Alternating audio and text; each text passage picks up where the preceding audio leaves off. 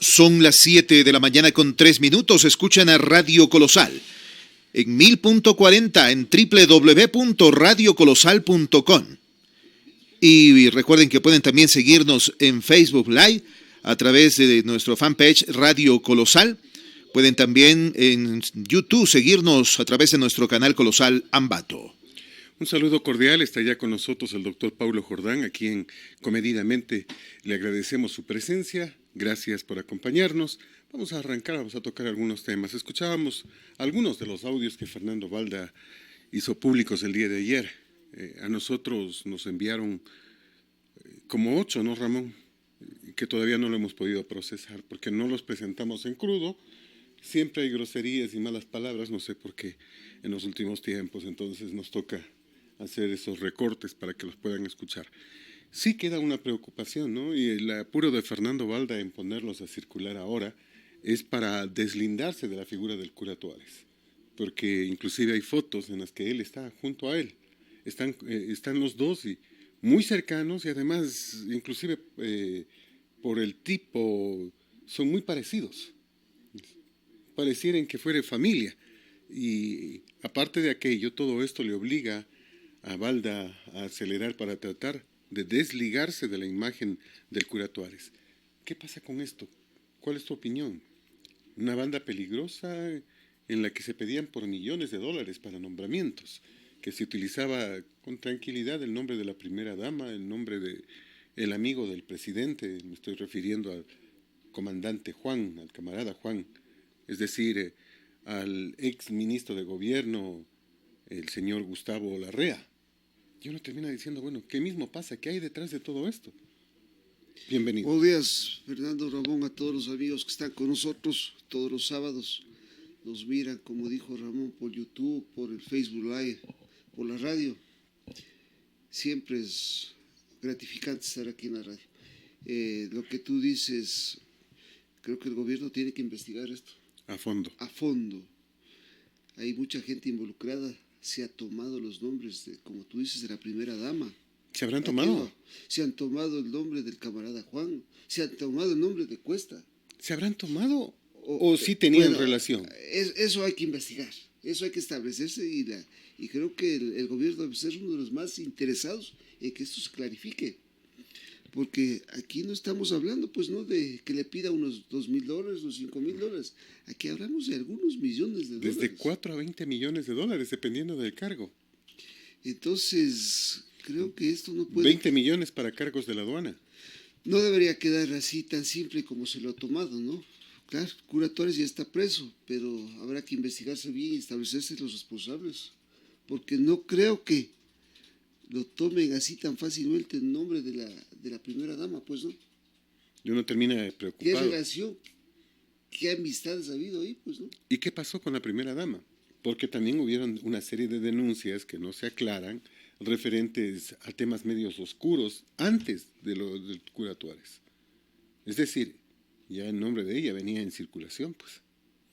Bueno, hay algunos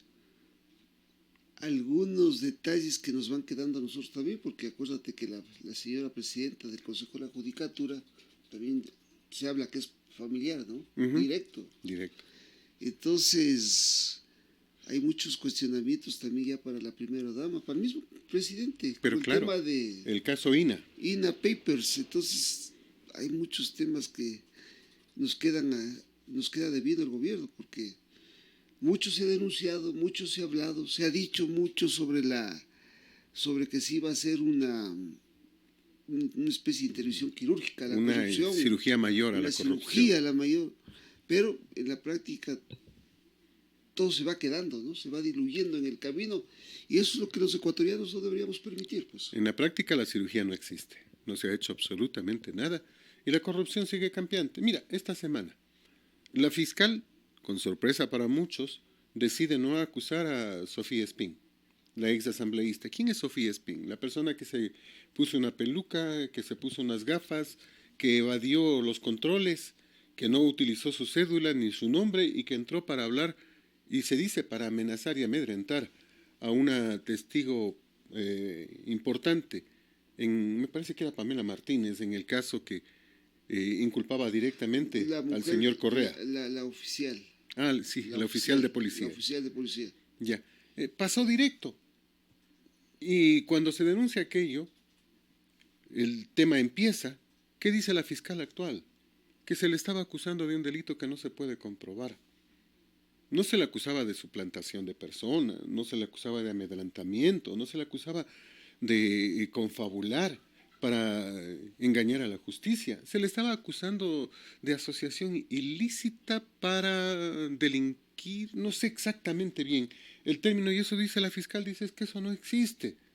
Ah, entonces la fiscal acusó mal, y que salga nomás libre, ya está libre Sofía Espín, que está asilada en México, y estaba pretendiendo regresar a la asamblea, ni más ni menos.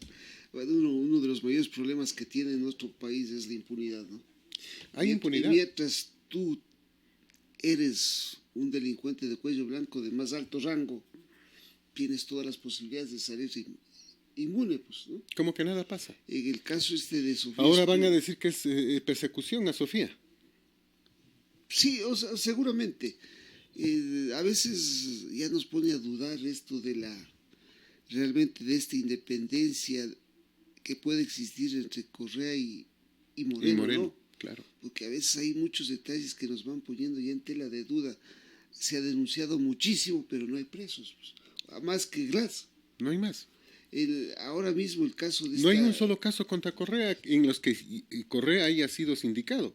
Yo no sé si realmente, Fernando, las leyes se elaboraron justamente para eso, ¿no? Para que protegerlos. campee la impunidad, para proteger a todo el mundo, porque ahí tenemos el caso de esta señora del IES también, pues, ¿cómo se llama el nombre? María Solarrea. María Solarrea. Imagínate, crean empresas fantasmas, entregan los contratos a empresas sin experiencia, y la señora se acoge al procedimiento abreviado, dice que va a contribuir, y lo que ha pasado es creo que 2 años presa. Un año presa, exactamente. Hay como 4 o 5 causas que le han seguido. Una última que le sigue la secretaria anticorrupción. Pero bueno, Dora Ordóñez, por cierto. es lo único que le ha retenido ahorita en la prisión, ¿no? Si no, ya se iba. Porque le dieron 60 días de prisión preventiva. Si no, ya se iba. Entonces, como que realmente se hizo un engranaje para que toda esta gente delinca, robe, no por $10, $20, miles de dólares, son cientos y son varios millones de dólares. 35.7 millones de dólares es los contratos que mantuvo esta señora con sus propias empresas, porque son empresas en las que consta el esposo y en las que consta el cuñado. Después, cuando ya en el 2018 les acusaron, ellos se divorciaron, los dos. Presentaron los dos demandas de divorcio, se divorciaron, dividieron los bienes y los entregaron a los hijos y al cuñado de María Solo, al hermano de este señor, que es Espín también. Claro. Y uno termina diciendo, bueno, ¿y en qué estamos? O sea, te pones a pensar todo lo que se creó, todo lo que se hizo, se lo hizo para que campee la impunidad y todo el mundo pueda robar y no pase nada, ¿no? Pero mira, esta señora ha estado recibiendo $5,600 al mes mientras estuvo en la cárcel, de las 3 empresas que creó, como acciones. Me pregunto yo, ¿cuántas empresas tenía antes de entrar al IES? Ninguna, pues. Y, porque todas fueron creadas en el tiempo que está de compradas, porque realmente existían las empresas. Eso es lo que dice el abogado defensor de ella, que ellos no crearon las empresas, sino que simplemente... Ahora, Fernando, yo te digo, no entiendo todo esto del CERCOV y del portal de compras públicas. Si ellos por cosas pequeñas te hacen problema. Pero es que yo no entiendo esta clase de contratos que se hablan de 5 millones, 10 millones, 20 millones, 30 millones. El CERCOV queda mudo, callado. Pero es que el CERCOV se hizo para eso. Yo no sé los funcionarios. El CERCOV se hizo para molestar al que hace contratos de $200, de $300, para generar un problema, para que se hagan 80, 100 hojas, que es lo que hay que presentar para que al final te aprueben ese contrato. Pero en los contratos grandes no ven. Son shakiros, ciegos, sordos, mudos y tontos. Sí, pues no. Entonces, eso también no entiendo. Si supuestamente se creó el sistema de compras públicas, tenemos el portal de compras públicas justamente con el objetivo de eso, de transparentar las compras públicas. pero nosotros vemos que realmente en ningún sentido se han transparentado las compras públicas. Al contrario, eso ha permitido que se delinca de manera sistemática, diría, y más agresiva. Porque no hablamos pues de contratos de $5,000, $10,000, hablamos de varios millones de dólares. Pues. Mira, María Solarrea es condenada a pagar 4.5 millones de dólares. Esto como multa que debe devolverle al Estado. Yo me pregunto cómo los jueces de aquí de Ambato aceptaron que pueda salir en libertad sin haber cobrado el dinero. Ah, no, es que no tiene nada. Oiga, tiene un departamento en Miami, lo sabemos todos. Tiene un palacete en Madrid. Está recibiendo un sueldo de 5.600 dólares mensuales de las empresas en las que es accionista. Y dicen que no tiene nada. O sea, para el Estado no tiene nada. Pero acuérdate que ese es otro tipo de deuda. Es otro tipo. A mi criterio, sería otro tipo de juicio que habría que seguirlo. A ver, vamos desde el principio. Ella está obligada a pagar 4,5 millones de dólares. Que no tiene empresas ahora. A ver, revisemos primero cómo es que ella puede, si estas empresas están en duda, cómo pudo haberlas entregado como herencia a sus hijos. O sea, perdóname, pero tú no puedes, digo yo, se me ocurre, si alguien se roba un vehículo, el rato que lo detienen, en cuanto puede, llega el abogado y dice, por favor, el vehículo es herencia para mis hijos y que nadie lo toque. Y ahora te has puesto a pensar también la calidad de los abogados que ha contratado. Ajá, no pues, son cualquiera. Pues. No son cualquiera. No son cualquiera, ¿no? Una persona que no tiene recursos o no tiene dinero, no se paga esos abogados. Pero es que esos abogados que son caros, pero son para salir libres pues, inmediatamente. ¿Saben qué? En el abogado invierten, no es que están gastando. Invierten en abogados. ¿Recuerda algún famoso que le puso a correr al Estado, cuando contrató a Felipe Rodríguez, el hijo del presidente de la Comisión Anticorrupción? Entraba pateando la puerta, pues. Entonces, nadie explicó cómo es que se manejaron tantos millones en una cuenta. No dieron explicaciones a nadie, le declararon inocente y él anunció que iba a seguir un juicio en contra del Estado. O sea, a ese nivel llegamos con abogados que están cercanos al poder y prácticamente la impunidad campea para esta gente. Y es difícil, es complejo, ¿no? Porque mucha gente, incluso a veces nosotros también hemos dicho que una de las maneras que podría el gobierno lograr cierta tranquilidad económica es recuperar los dineros de la corrupción, porque pero no lo va a hacer, de 35, no lo quiere hacer. 35,000 millones, otros dicen 70,000 millones de dólares. Aquí hablamos de 4,5 millones. Difícil, pero va a ser Mira, difícil. aquí hablamos de 4,5 millones que no lo quieren cobrar. En el caso de Glass hablamos también de unos tantos millones que tampoco los quieren cobrar. No es que las empresas que tenían ellos desaparecieron, simplemente cambiaron de mano. Y el Estado no quiere ver. El Estado no quiere recuperar. Estas empresas, si hay una deuda de 4,5 millones y están evaluadas en 80,000 dólares, la más grande creo que está en 100,000 dólares, la otra creo que está en 20,000 dólares. Imagínate. Estas empresas lo primero que el Estado debió es absorberlas. Y por los valores que están mencionados, que son ridículos, pero que generan la cantidad de millones que han generado. O sea, ¿qué mismo pasa? El Estado simplemente no quiere recuperar la plata, esa es otra cosa. Es difícil y complejo. Acuérdate que estos procesos son penales.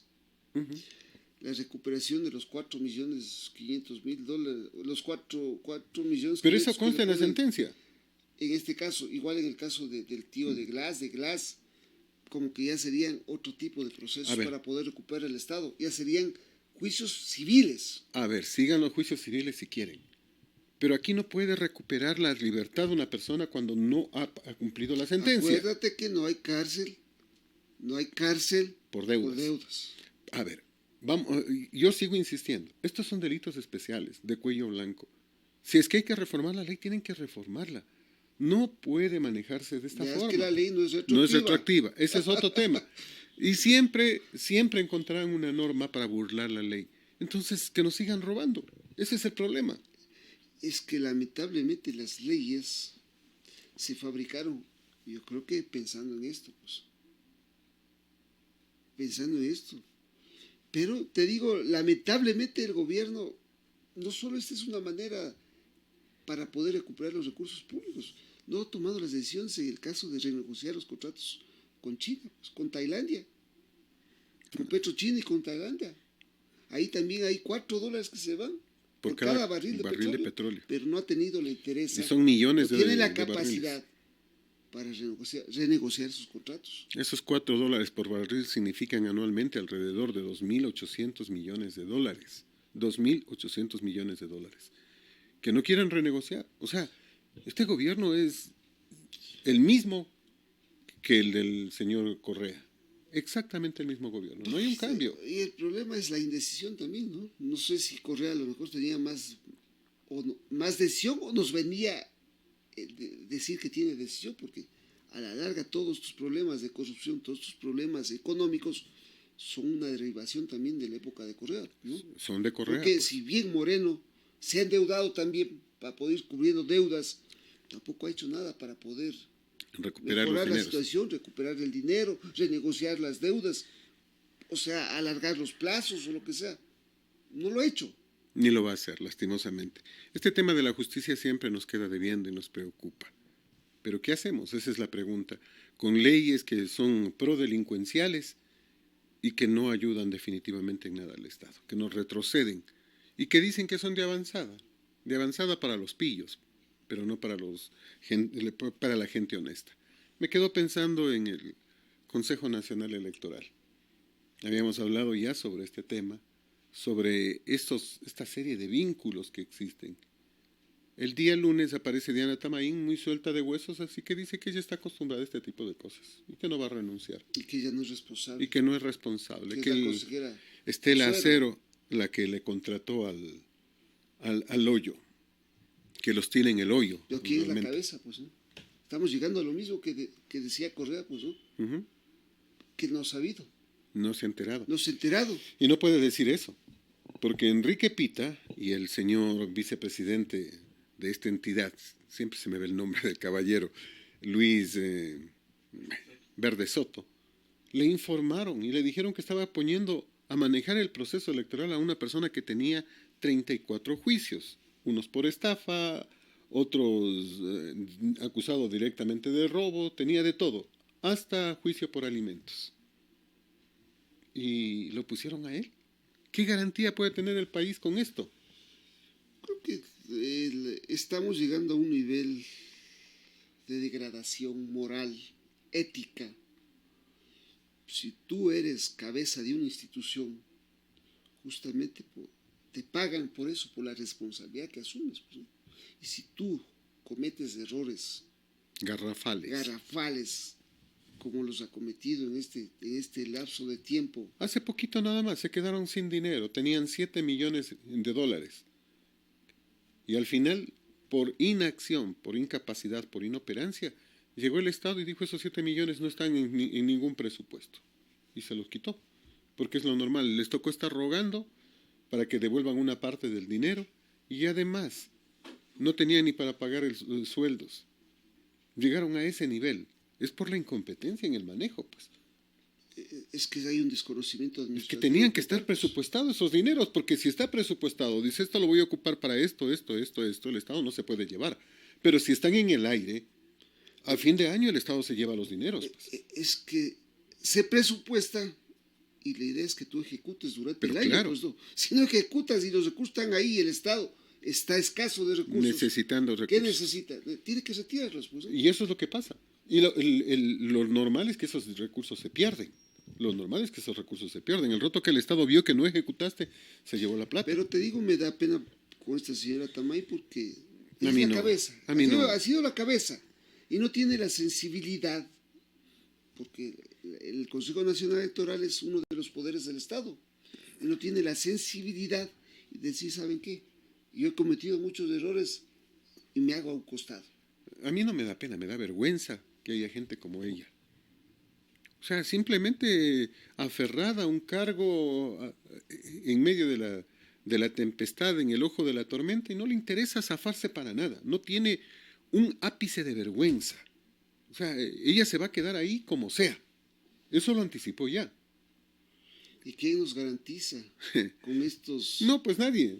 ¿Quién nos garantiza la transparencia de las próximas No hay elecciones? garantía. No hay garantía. Sí, este señor que ha tenido 30 juicios ha sido el jefe del proceso electoral. O sea, ¿Quiénes nos gobiernan, Fernando? yo sigo diciendo que una pandilla, una mafia enorme. Lamentablemente por el país, pero donde que vemos todas las semanas salen nuevos hechos de corrupción. Y responsables directos. Primero Diana Tamaín, luego Estela Cero y finalmente el consejero social cristiano, ese es otro del que nunca me acuerdo el nombre, José Cabrera. Los tres son los responsables, los tres hicieron mayoría y han hecho lo que les da la gana. Y no se libran, ni Pita ni Verde Soto, porque cada uno cogió un pedazo de pastel. Pita puso inclusive a su familia. Hace unos días le preguntaban por familiares cercanos que habrían cometido una serie de delitos en varias provincias a las que le asignaron. Así que aquí no se libra ninguno, porque hay que decir las cosas como son. Ese es uno de los mayores problemas que tenemos ahora en el país. Gran parte de nuestras autoridades toman el mando de las instituciones como que fueran Hacienda propia, ¿no? Y comenzamos a distribuir el poder. Y aquí vemos que muchas personas cercanas, familiares, comienzan a tomar decisiones. Yo diría Y delinquir. Y van a ocupar puestos claves e importantes dentro de la administración, ¿no? De las instituciones. Ya no hay un poco de, al menos decir, vea, van a criticar o me van, ahora lo hacen frontalmente. Y lo digo, porque Diana Tamaín dijo, pues, el señor Pita que también hable sobre sus familiares. Y Pita en una entrevista, me parece que en Ecoavisa, solo tambaleó, dijo que él, cierto que estaba un familiar un poco cercano, pero que, y empezó a no saber qué decir. Y sí, él estaba en la minoría, combatiendo, pero tenía cuota de poder, entre comillas. O sea, estamos comiendo del poder, pero también denunciamos. También denunciamos. Eso es la verdad. O sea, lo que nos da a muestras claras es que aquí hay una corrupción enquistada de la que no vamos a salir. Inclusive los denunciantes estaban también en actos. Disfrutando de los dulces del poder. De las mieles del poder. Y uno termina diciendo, bueno, ¿y no existe ninguna institución, ninguna entidad que ponga las cosas en orden? Como que se empezó a enfriar el juicio político a Diana Tamaín. Ya no hemos escuchado que se diga media palabra, será porque ya están en época de festejo, después ya estaremos, conforme pasan los días, a un año del proceso electoral, y cuando estemos a un año del proceso electoral nadie le pueda tocar. Bueno, están también las nuevas reformas al Código de la Democracia, ¿no? El método de Webster, que no sé si es cambiar, retroceder, avanzar o qué mismo pasó. Hemos probado de todo, volvemos a la plancha. Porque decían que estábamos votando por el método de Hunt. Decía, era la cuarta parte del voto nada más. Sí. Y eso descalificaba también a muchas personas, ¿no? Entonces volvemos a la plancha, vamos a ver qué pasa, pues, ¿no? Pero, a ver, ahora te toca votar por un partido político que puede hacer que tenga un buen candidato en primer lugar, pero los otros no te gusten. ¿Por qué tienes que hacerlo? Que también ha tenido muchos cuestionamientos, ¿no? Supongamos el primer candidato de un partido, o sea, para asambleísta. Él recibe una votación interesante e importante. Y va jalando a todos. Y arrastra a todos los suyos. Y pueda que el tercero sea un paquete, ¿no? Pueda. Entonces uno termina diciendo, bueno, ¿qué pasó? Le estamos diciendo, ahora solo se puede votar por una sola lista, ya no puede usted escoger. Y lo más grave de todo es que con una minoría pueden llevarse la mayoría de la representación. Con una minoría. Recordemos el caso ya de hace 4 años, cuando estaba Correa todavía. El señor Correa aquí sacó el 43%, porque él es el que ganaba las elecciones. Y con el 43% se llevó el 75% de la representación. Puso 3 asambleístas de 4. 3 de 4. Entonces uno termina diciendo, bueno, ¿y cómo así? Si no, ni la mitad De los tungurahüenses votamos por ellos, pero se llevaron 3, el 75%. Esto para dejarlo en claro. Ya pasó y va a volver a ocurrir. ¿Qué hacemos? Es difícil porque recién estamos dejando el método de Home, que tampoco Fue bueno. fue bueno, que tampoco la gente estuvo de acuerdo, porque... Pero o sea, no salimos de Guatemala para caer en Guatepeor. Bueno, yo creo que la plancha ya lo vivimos hace tiempos también. Sí, Y también señor. que nos quejamos, pero otra vez regresamos a lo mismo. Dice que para fortalecer los partidos, ¿no? Los partidos tienen que fortalecerse con buenos candidatos, Y con dice que buenos también- proyectos. No de esta forma, artificialmente, esto no funciona. Esto es fortalecer a los malos partidos, no a los buenos partidos. Los buenos partidos se fortalecen por sí solos. Con esto estamos fortaleciendo a partidos que no sirven, que no han hecho nada y que están ahí simplemente para delinquir, como es lo que está pasando en este instante. Pero otro cambio importante también se habla en la ley es sobre el debate que debe haber entre los candidatos presidenciables, ¿no? Mira, eso me parece una tontería nada más.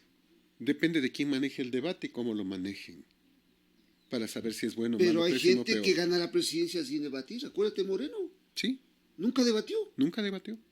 Y en eso estoy de acuerdo con que debería haber un debate, pero los debates los tienen que proponer los medios y tienen que conseguirse que participen. Y el pueblo tiene que ser consciente de que quien no debate tiene miedo y no es buen candidato y no votar por él. Y el que no, No debate, necesita- se ve que no tiene propuestas. Pues. Exactamente, pero no hay necesita argumentos. hacer una obligación. No necesita hacer una obligación. Estamos perdidos cuando hacemos obligación, algo que debería ser informativo. O sea, tú no puedes hacer la información obligatoria, es decir, que todo el mundo tiene que escuchar esa información. Tienes que despertar el interés en la gente. Es diferente, o sea, eso no tiene que estar en ley. No, esto es lógica, es normalidad, es racionalidad. ¿Qué tiene que estar en ley? Que el Estado no pague más por ningún candidato. Que los candidatos Bueno, igual eso que... se mantiene, eso no se cambia. Eso tendría que Lo que cambiarse. se cambia es un poco el hecho de transparentar las cuentas, ¿no? Mira. Los financiamientos, que no sé hasta qué punto también. Pero si el Estado les está financiando, ¿cómo pueden seguir manejándose otros financiamientos externos? Voy a insistir en el tema. Un Estado racional en Estados Unidos, en cualquier parte del mundo, porque esto es general, en cualquier parte del mundo, el candidato levanta fondos, consigue apoyos y se presenta y participa, con fondos que nunca son del Estado, nunca. ¿Para qué está el Estado? ¿Para qué está el Consejo Nacional Electoral? Para transparentar esos aportes, saber de quiénes son y para que estos aportes no sean por millones, sino sean racionales, estén en la normalidad y no termine el candidato siendo un títere. Eso es lo que tiene que hacerse, en el mundo entero se hace. ¿Por qué el Estado tiene que pagarle la publicidad para que un candidato sea conocido? Pero tú ves que tenemos el problema de arroz verde, pues. Alianza País trabajó y tuvo muchísimo dinero. Sí, Que señor. nunca se presentó, ni nunca se clarificó las fuentes incluso. Así es. Ahí tenemos el caso de Odebrecht, que también hizo sus aportes. Pero mira, Dicen que también el narcotráfico hizo sus aportes. Pero claro, desde el principio, recuerda que Correa participaba con el hombre más rico del país. Y Correa hizo una campaña al igual o más fuerte. Y yo me pregunto, ¿y el Tribunal Electoral, que así se llamaba en la época, dónde estuvo? ¿Por qué no vio? ¿Por qué no miró? ¿Cómo podía un desconocido, un don nadie, competir con el hombre más rico del país? Del uno sí se sabía de dónde salían las cifras. Y en la, Del otro, y en la primera campaña. en la primera campaña. Imagínate después. Por eso mismo iba al ejemplo, porque lo que tú acabas de decir con sagacidad era lo que quería que la gente lo entienda. Si en la primera campaña, antes de ser poder, hizo aquello, imagínate el resto. No, pues ya después ya vimos, pues, ¿no? Sí, sí. Y uno termina diciendo, bueno, esas mismas mafias enquistadas en el poder, el Foro de Sao Paulo, la narcoguerrilla colombiana y todo, van a seguirle metiendo dinero a títeres, a candidatos, disque, para que ellos obedezcan y se siga haciendo lo que se quiere y no lo que se debe. Un cambio importante que la gente decía es que las elecciones para asambleístas se den en la segunda vuelta. ¿Para qué? Para que el presidente de alguna manera Arrastre se un poco fortalezca, más. ¿no? Fortalezca y pueda gobernar de alguna manera. Aspecto que cuando se dan las elecciones en la primera vuelta, No pasa. como que no pasa, ¿no? siempre es una asamblea muy variada, muy... colorida, por llamarlo de alguna manera. No le permite tener una mayoría clara, suficiente como para que pueda gobernar y pueda hacer los cambios necesarios a las leyes. Yo sigo insistiendo que es el pueblo que tiene que decidir, con todo respeto. Y sigo pensando que tiene que haber independencia entre los poderes. ¿Acaso Febres Cordero no gobernó con un Congreso en contra? ¿Ah? Fue un buen gobierno. ¿Acaso Osvaldo Hurtado no gobernó con un Congreso en contra? Ya depende también de la capacidad para aglutinar, ¿no? Pero, Paulo, es que si estamos hablando de una corrupción tan galopante como la que hemos tenido, es porque todos los poderes estaban en una sola mano. Y aquí artificialmente le queremos volver a dar los poderes al Ejecutivo, que tenga una mayoría de legislativo. No lo tomaría tanto así. El propio presidente Trump está gobernando con un Congreso en contra. Pero en el mundo que el Senado... Pero es que esto se llama democracia, consensuar. Esto se llama democracia. Democracia no es entregarle todos los poderes en una sola mano, sino más bien que los poderes estén divididos en varias manos para que entre todos se controlen y se vigilen. Eso es democracia. Pero para eso necesitaríamos también que nuestros políticos hayan logrado una madurez importante. Y pensemos que el país necesita salir adelante. ¿Para qué? Para que se pueda trabajar en base a consensos. Pues. A ver, ¿tiene o no tiene una asamblea favorable el señor Moreno? Consuma a ratos de la Revolución Ciudadana, que ya la maneja él, de los correístas, a ratos de Suma, a ratos de Creo y casi siempre del Partido Social Cristiano. ¿Tiene o no tiene mayoría? Bueno, ahorita ya no. Creo que ha tenido un acompañamiento, pese a que algunos partidos como el Social Cristiano han tratado siempre de poner un freno, pero tuvo el aporte y yo creo que en octubre tuvo un buen respaldo del Partido Social Cristiano, pues que Moreno sale a la costa, pues, y se mantiene en el poder, porque caso contrario a lo mejor caía. Exactamente, pero reitero, si él no gobierna es porque no quiere, si desgobierna es porque le parece. O sea, de alguna manera, él ha tenido una mayoría en la Asamblea, ha gobernado, ha cogobernado con la Asamblea y con los partidos que hemos mencionado. Pero es que, Fernando, a veces no entendemos. Correa tenía una personalidad absorbente. Quería asumir todo. Él absorbió todo. Absorbió todo. Moreno, y eso es lo que no queremos que vuelva a pasar. En cambio, Moreno, tú le ves políticamente muy débil. Porque ni los de él votan por él, pues. A ratos. Es verdad, no, pues. Es verdad. Pero el rato que presionan, ahí sí votan todos. El rato que les interesa presionar al gobierno, votan todos. Al menos a las alturas ahorita, que les queda 1 año y medio más o menos de gobierno, ya todos están pensando en las próximas elecciones. Esa es otra verdad. Pero, reitero, el tema de la democracia no es asegurarle el mando completo, ni del Ejecutivo ni del Legislativo. Ya mismo nos vamos también al judicial. No, señor. O sea, que el pueblo vote por quien corresponda.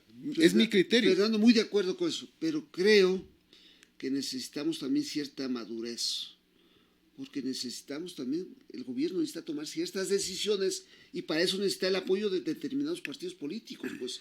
Porque en el campo económico, tarde o temprano tendrá que tomarse, pues, ¿no? Las decisiones que no han querido tomarse. Que Moreno no lo ha hecho, pues.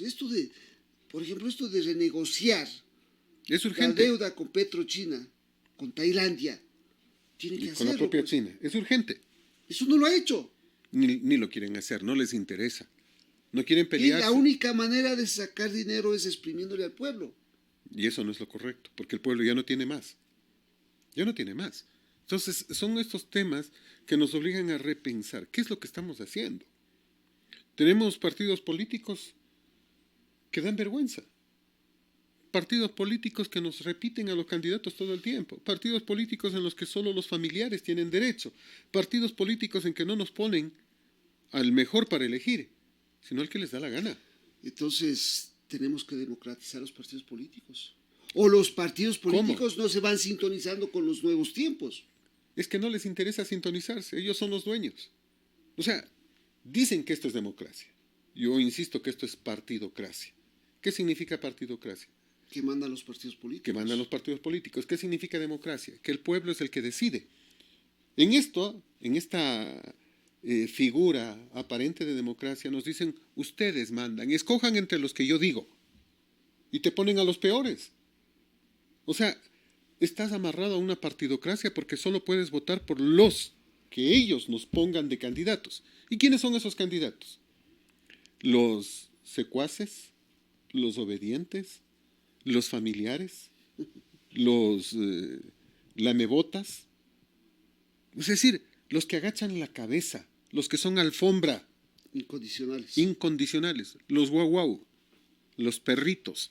Ellos son los candidatos, no los verdaderos prohombres, que sí los hay, no los capaces, que sí tenemos. Bueno, el país, los partidos políticos están llamados, Fernando, a cambiar, porque las corrientes son otras. Pero ¿qué pasa en Chile? Pero no van a cambiar si no les forzamos y obligamos, si les seguimos dejando que hagan nomás lo que les dé la gana, si siguen poniendo amigos, contertulios, familiares, y siguen poniendo a sus guardaespaldas, a sus secretarios, a sus choferes como candidatos, no van a cambiar nunca. Bueno, ahí tiene problemas, y también tenemos culpa la sociedad como tal, pues no, los que no somos afiliados a partido político alguno, o los que no participamos en política alguna. Es que ese es el problema, no participamos en política alguna, y al momento del momento tenemos que escoger entre una cartilla de gente que no responde a ningún criterio, de gente puesta por los que sí participan en política y los que se adueñaron de la política. Hay un fenómeno, el que está sucediendo en Chile. Uh-huh. ¿Por qué no se acaban aparentemente las marchas, los bullos, las protestas, los reclamos? Porque se da un fenómeno especial, Fernando. Estaba oyendo eso y viendo el otro día. Porque dice que los que quieren seguir imponiendo las cosas son los partidos políticos. Cuando estos reclamos no han sido de los partidos políticos ni de la clase política, sino de la sociedad en general. A ver, yo en Chile no creo que hay un reclamo de la sociedad en general, soy sincero. Hay un reclamo de los muchachos, de los que nunca han trabajado, de los que se sienten excluidos de la sociedad, de los que quieren favores, de los aviadores, de muchos que están volando, que son manejados por el Foro de Sao Paulo. De rebeldes sin causa. No necesariamente, o sea, Fernando. Habrán unos cuantos. Escuchaba a un señor, y para coincidencia es Jordán, uh-huh, que ha sido cabeza de una serie de grupos sociales, de todo tipo, de izquierda, de derecha, todos. Y él hablaba que el gobierno no les quiere escuchar, que incluso él comparaba la transición de un gobierno militar a la democracia fue mucho más sana, sin muertos, que lo que está pasando ahora. Pero es que el gobierno no los va a escuchar y no debe escucharlos. Perdóname, pero no debe escucharlos. Porque esta gente está manejada por el Foro de Sao Paulo. Probablemente el señor Jordán... Todos los sectores... Permíteme, reitero el tema. Están manejados por el Foro de Sao Paulo. Quizás el señor Jordán y muchos lo hagan de buena fe. Pero todos están jalados por la misma idea. Hay que cambiar la Constitución. Y el momento que empiece el cambio de Constitución, ¿sabes quién va a cambiar la Constitución? El mismo que cambió en Bolivia, los mismos que cambiaron en Argentina, los que cambiaron en Brasil, los que cambiaron en Ecuador y en Venezuela. ¿Cuáles fueron? El socialismo siglo XXI. ¿Para qué hacen el cambio? Para amarrarse, pues. Para pertrecharse. Bueno, sí, eso es lo que ha pasado. O sea, y Chile, hay mucha gente como el señor Jordán que tú mencionas, que probablemente no esté en el tema, pero se están dejando jalar por una corriente que es peligrosa, de la que no van a poder parar. No se dan cuenta de que están siendo, entre comillas, alfiles de algo a lo que ellos no pertenecen, pero que muchos que sí pertenecen están empujando. Bueno, finalmente, Fernando, yo creo que todos buscamos una sociedad más justa, más equitativa, más solidaria. Yo sigo manteniendo. Donde que el ser humano sea bien tratado. Yo estoy de acuerdo contigo, pero la justicia, la igualdad, no tiene que esperarse que caiga del cielo. Muy de acuerdo. Hay que trabajar para aquello. Y tampoco creemos que se arreglan las cosas destruyendo. Ese es el tema. Con anarquía. No, ese es el tema. O sea, aquí pretendemos que nos igualen. Pretendemos y decimos, no, es que yo soy pobre y hay el señor que es muy rico. No. Entonces empecemos a quitarle. Esa es la desigualdad que existe en la sociedad actual. Perdóname, pero yo aprendí a no ser envidioso. Si alguien tiene dinero y lo ha hecho honestamente, le felicito. Yo no tengo por qué envidiarlo. Me alegro por él. Que si se compra un carro nuevo, bien, pues tiene derecho, está trabajando para aquello. Pero la mayoría no piensa así. La mayoría está viendo, no, ve, se ha comprado carro y yo sin plata. No tiene para pagarnos los sueldos, para aumentarnos el sueldo, pero ya tiene carro nuevo. Pero no veo que a diferencia del trabajador ecuatoriano, que festeja 1 o 2 veces a la semana, que va al fútbol, que come afuera 2, 3 días. 2, 3 días a la semana. El dueño del negocio, desde el jueves. que va a festejar desde el jueves, el dueño del negocio no festeja nunca. Si tiene que amanecerse toda la noche recibiendo mercadería, está pendiente ahí. Que no tiene horarios, que no sale de vacaciones, porque siempre está el pretexto de que llega mercadería, de que llegue esto, de que los clientes de esto por acá, por allá. Él no se va nunca. Entonces, él gasta menos, ahorra más, vive mejor. Pero no, ve, ya se compró carro nuevo. Lo que nos explota. Vivir de esa forma amargado es terrible. Nosotros hemos dicho claramente, Fernando, todo el tiempo aquí, nunca estaremos de acuerdo con la violencia. Jamás. Jamás con la anarquía. Jamás con entrar a los comercios, destruir la obra pública, la obra privada, entrar a robar las cosas privadas, no. Porque han habido robos eso no clarísimos. Claro. Paralizar los servicios públicos, quitar el agua, prohibir la movilidad, quitar la posibilidad que la gente trabaje. Eso no nos va a llevar a ningún lado. Uh-huh. Lo que sí nos va a llevar a salir adelante es el trabajo, el esfuerzo, la dedicación. Pero para eso el Estado tiene que crear condiciones adecuadas, pues, ¿no? Exacto. Eso es lo que se le puede pedir al Estado.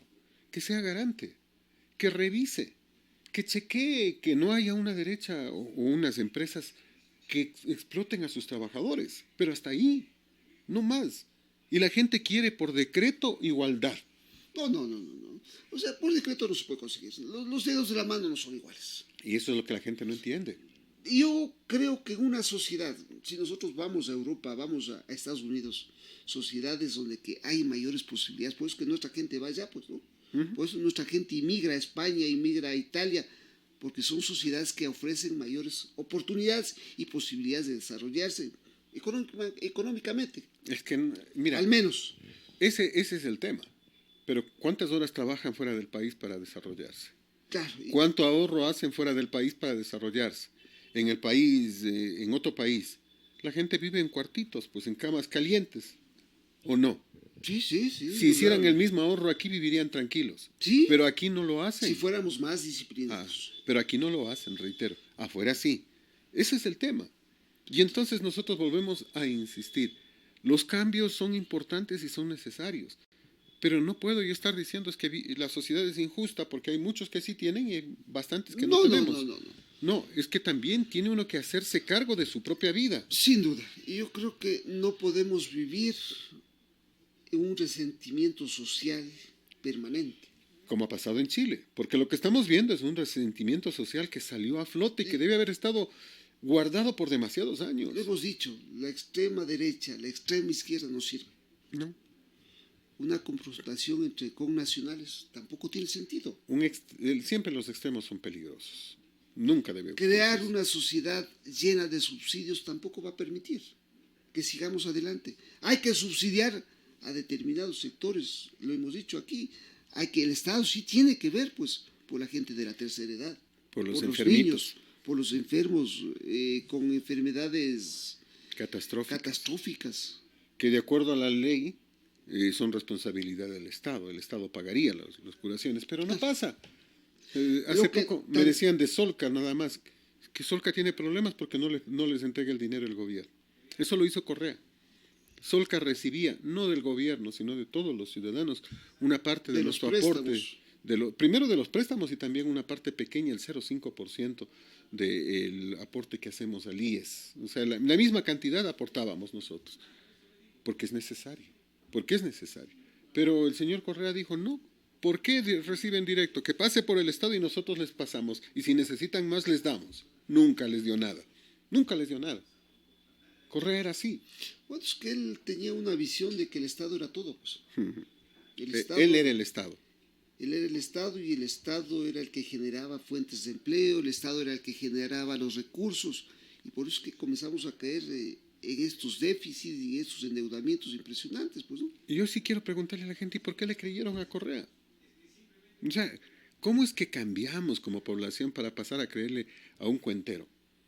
Si sabemos que el Estado es mal administrador, todo Estado es mal administrador, ¿o no?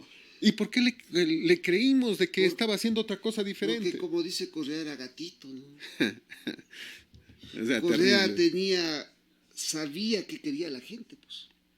Muy inteligente. Y convencía, pues, ¿no? Muy inteligente. O sea, pero podemos decir todo en contra de Correa. Si hubiese utilizado la inteligencia y la capacidad que para tenía bien. para el bien, habríamos estado mejor. Habríamos salido adelante con facilidad. Ya estábamos en el primer mundo, porque tuvimos la oportunidad. Claro, y eso es lo que más duele. Porque una oportunidad Porque económica como Correa esas no vuelve. Desaprovechó la capacidad que tenía para poder transformarle al país. Para bien, no para lo que estamos ahorita. Porque ahorita hemos caído a un aspecto donde la corrupción ha estado campeando en todos los niveles. Y sigue campeando. Y sigue campeando. Y eso es lo que nos está empobreciendo. Porque los dineros se los están llevando unos pocos. Cuando ese dinero debería ser para... Ahí sí estoy en contra. Porque una cosa es el rico que ha hecho su dinero trabajando y otra es el que nos está robando. El político sinvergüenza, el que no trabaja en nada, pero que aparece como benefactor y como nuevo millonario. Ahí sí estoy en contra. Y el pueblo tiene que entenderlo. Y los organismos, porque ahora el gran caballero es don dinero. Antes, en una organización de high society, en un grupo social importante, no se recibía pues a cualquiera. Ah, no, pues que ya tiene dinero. No importa, no tiene. ¿De dónde hizo la plata? No se le recibe. Y no se le recibía. Ahora son hasta presidentes de muchos de estos organismos. Cambiamos, nos olvidamos de la ética y de la moral. Y eso es grave. Porque por lo menos había una sanción moral. Podía tener dinero, pero nunca, jamás podía tener prestigio ni entraba a uno de estos clubes. Pero es que para eso estamos la sociedad, pues, y la gente debíamos denunciar, denigrar eso. Porque esta gente que se ha llevado el dinero de los ecuatorianos, esta gente que ha secuestrado los recursos públicos, esta gente que nos ha robado, esta gente es la que está postergando el desarrollo del país. Pero mira, lo de Correa fue grave porque nos robó todo, hasta el cerebro a mucha gente, el corazón a otros tantos que están dispuestos a seguir votando aunque sepan que nos robe. O sea, nos robó todo. Le robó la ética y la dignidad a universidades. Recuerdo a la Politécnica, pues. Decir sí, el título del señor Glass es válido porque lo único que copió son 40 hojas. Solo es la teoría. Oiga, eso se llama no tener vergüenza. Y esa universidad no le ha pedido perdón al país ni le ha quitado el título, que es lo que debería haber hecho. Y estamos hablando de una de las universidades más importantes del Ecuador. Y eso es uno de los mayores problemas que también tiene nuestra sociedad. La gente por el poder, por el dinero, no le interesa nada y se convierte en completas alfombras. Recordemos que el caso de Glass no es uno solo. Está el caso de la señora Rivadeneira, que llegó como bachiller y que tiene título de tercer nivel, que se ha cuestionado pero no se ha investigado. Presentó un título de cuarto nivel. Ese sí fue cuestionado y ese se cayó. O sea, le quitaron aquello porque no era válido. Era una farsa.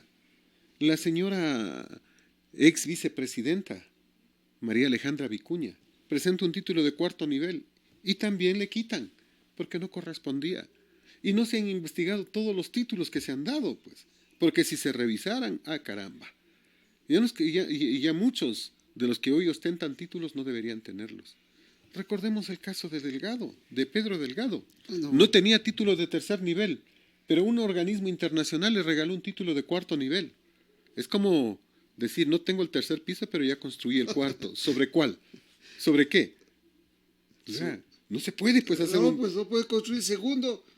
y saltarse al cuarto. No puede. No puede, el señor construye el tercero. Y entonces, ¿cómo sí pasó esto? ¿Cómo es que él tenía un título internacional y lo tenía? De un organismo internacional. Yo no terminé diciendo, bueno, ¿y entonces para qué está el tercer nivel? ¿Para qué estudio el tercer nivel? Por favor, deme el de cuarto directo, el que me va a servir más. Fernando, realmente, sin ser negativos, yo creo que hay muchas cosas que están mal en el país. La honorabilidad, la corrupción, se va perdiendo, ¿no? Se van mezclando. La gente no tiene decencia. Nos olvidamos de la ética. Sujetos sin capacidad, sujetos cuestionados, llenos de juicios, llenos de problemas, que han salido huyendo de otros lados, sin colorearse, quieren ir a dirigir instituciones. Pero mira lo que dice Diana Tamaín para justificar al hoyo.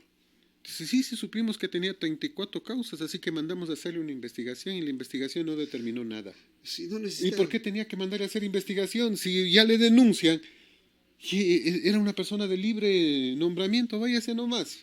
Vaya por la sombrita, o por lo menos le pongan otro cargo. No necesitaba mucho investigar, pues no, pues váyase a la página de la función judicial y vea causas y le sale todo el listado, ¿no? Pero el tema es ese. El tema es ese, o sea, no hay vergüenza de parte de nuestros políticos cuando nos hablan sobre estos temas. Por eso insisto, ¿cómo cambiamos y cómo salimos de este problema que es esencialmente ético? Primero, respetando la ley. A veces creemos que todo está en las leyes. Pero hasta las leyes se hicieron malas para favorecer todo. Pero si cumpliéramos las leyes, creo que ayudaríamos bastante. El otro aspecto es el tema moral, pues, ¿no? El tema ético.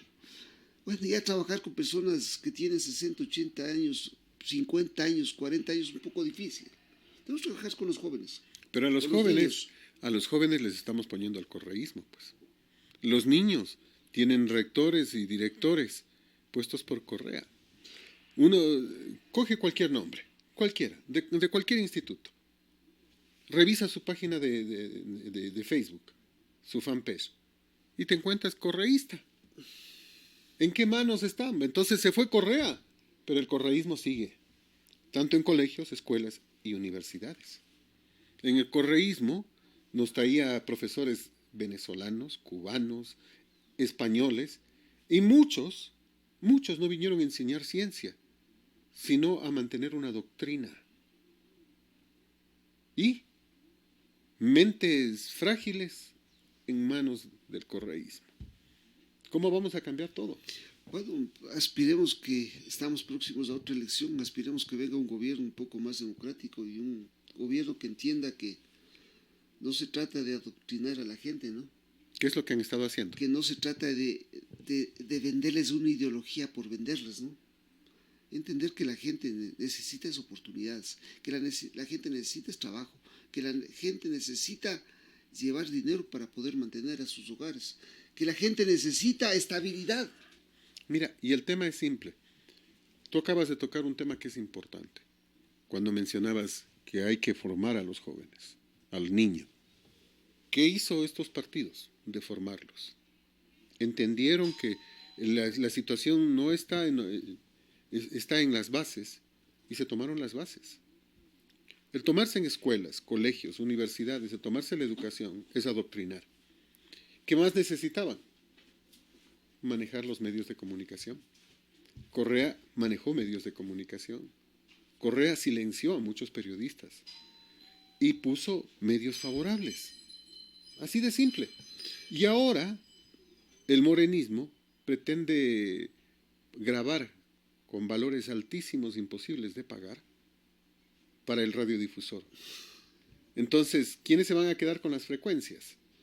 Seguramente el Fantasma, seguramente Yunda, seguramente los que no son radiodifusores, sino son empresarios de radio. Es decir, los que le meten plata a la radio, aunque sepan que van a perder, no les interesa, porque sus fortunas no son claras. Entonces, de esa manera van a manejar el tema. Mira, una garantía de que va a funcionar la radio, por ejemplo, en el caso nuestro, de $2,000. Ese es el valor mínimo, porque el valor máximo ni siquiera lo revisé. El valor mínimo, lo mínimo que tienes que pagar es $2,000 de garantía. Y yo me pregunto, ¿de qué tengo que pagar garantías? Pero esos $2,000 es para comprar las bases. Y supuestamente, o sea, de que garantía. Sí, es como garantía porque dice que mucha gente muestra su interés por participar, pero al final no participan y les hacen pasar el tiempo al entregar el papelito. O sea, para ellos es pasar el tiempo a entregar un papelito donde dice las bases que tiene que cumplir. Bases y garantía, $2,000. $2,000. Hay que hacer el estudio. Eso significa... ¿Estudio cuánto? $4,500 mínimo. Mínimo, hasta $20,000. O sea, depende de cómo te garantices.